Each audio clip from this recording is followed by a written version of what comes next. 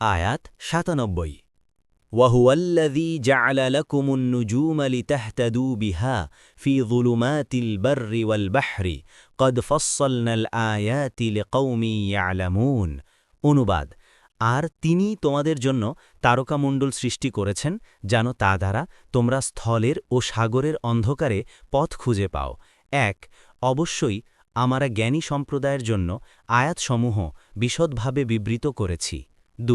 তাফসীর ১ নং ফুটনোটের বিবরণ অর্থাৎ সূর্য ও চন্দ্র ছাড়া অন্যান্য নক্ষত্রও আল্লাহ তাআলার অসীম শক্তির বহিঃপ্রকাশ। এগুলো সৃষ্টি করার পিছনে যে হাজারো রহস্য রয়েছে তন্মধ্যে একটি এই যে স্থল ও জলপথে ভ্রমণ করার সময় রাত্রির অন্ধকারে যখন দিক নির্ণয় করা কঠিন হয়ে পড়ে তখন মানুষ এসব নক্ষত্রের সাহায্যে পথ ঠিক করে নিতে পারে। মুয়াস্সার অভিজ্ঞতা সাক্ষ্য দেয় যে আজ বৈজ্ঞানিক কলকবজার যুগেও মানুষ নক্ষত্রপুঞ্জের পথ প্রদর্শনের প্রতি অমুখাপেক্ষী নয়। এ আয়াতেও মানুষকে হুঁশিয়ার করা হয়েছে যে এসব নক্ষত্রও কোনো একজন নির্মাতা ও নিয়ন্ত্রকের নিয়ন্ত্রণাধীন বিচরণ করছে।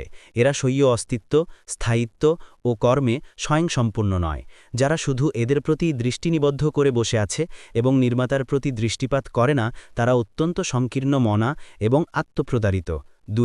আমি শক্তির প্রমাণাদি বিস্তারিতভাবে বর্ণনা করে দিয়েছি বিজ্ঞজনদের জন্য। এতে ইঙ্গিত করা হয়েছে যে যারা এসব সুস্পষ্ট নিদর্শন দেখেও আল্লাহকে চিনে না তারা বেখবর ও অচেতন। কোনো নিদর্শনই তাদের কাজে লাগে না।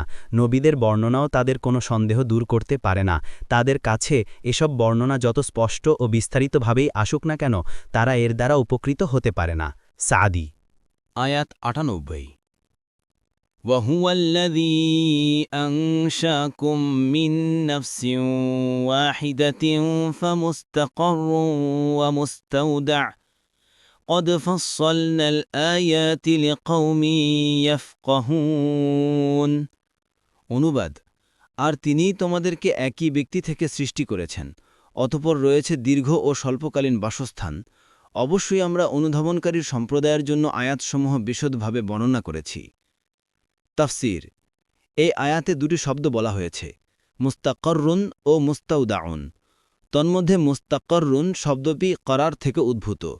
কোনো বস্তুর অবস্থান স্থলকে মুস্তাকররুন বলা হয়, আর মুস্তাউদাউন শব্দটি ওয়াদিআত থেকে উদ্ভূত। এর অর্থ কারো কাছে কোনো বস্তু অস্থায়ীভাবে কয়েকদিন রেখে দেওয়া। অতএব মুস্তাউদাউন ওই জায়গাকে বলা হবে যেখানে কোনো বস্তু অস্থায়ীভাবে কয়েকদিন রাখা হয়। অর্থাৎ আল্লাহ তাআলাই সে পবিত্র সত্তা যিনি মানুষকে এক সত্তা থেকে অর্থাৎ আদম আলাইহিস সালাম থেকে সৃষ্টি করেছেন। এরপর তার জন্য একটি দীর্ঘকালীন ও একটি স্বল্পকালীন অবস্থানস্থল নির্ধারণ করে দিয়েছেন। কুরআনুল কারীমের ভাষায় এরূপ হলেও এর ব্যাখ্যায় বহুবিধ সম্ভাবনা রয়েছে। এ কারণে এ সম্পর্কে মুফাসসিরগণের বিভিন্ন উক্তি রয়েছে। কেউ বলেছেন মুস্তাউদাউন ও মুস্তাকররুন যথাক্রমে মাতৃগর্ভ ও দুনিয়া, আবার কেউ বলেছেন কবর ও আখেরাত, আবার কেউ বলেছেন মায়ের পেট হচ্ছে মুস্তাকররুন আর পিতার পিঠ হচ্ছে মুস্তাউদাউন।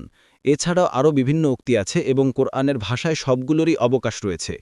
কেউ কেউ বলেছেন মুস্তাকররুন হচ্ছে জান্নাত ও জাহান্নাম, আর মানুষের জন্ম থেকে শুরু করে আখিরাত পর্যন্ত সবগুলো স্তরই তা মাতৃগর্ভই হোক কিংবা পৃথিবীতে বসবাসের জায়গাই হোক কিংবা কবর বা বর্জখী হোক, সবগুলোই হচ্ছে মুস্তাউদাউন অর্থাৎ সাময়িক অবস্থানস্থল। কোরআনুল কারীমের এক আয়াত দ্বারাও এই উক্তির অগ্রগণ্যতা বোঝা যায়, যেখানে বলা হয়েছে লাতারকাবুন্না তবাকান আন তবাক, অর্থাৎ তোমরা সর্বদা এক স্তর থেকে অন্য স্তরে আরোহণ করতে থাকবে। সূরা ইনশিকাক ১৯-২০। এর সারমর্ম এই যে আখিরাতের পূর্বে মানুষ সমগ্র জীবনে একজন মুসাফির সদৃশ। বাহ্যিক স্থিরতা ও অবস্থিতির সময়ও প্রকৃতপক্ষে সে জীবন সফরের বিভিন্ন মঞ্জিল অতিক্রম করতে থাকে।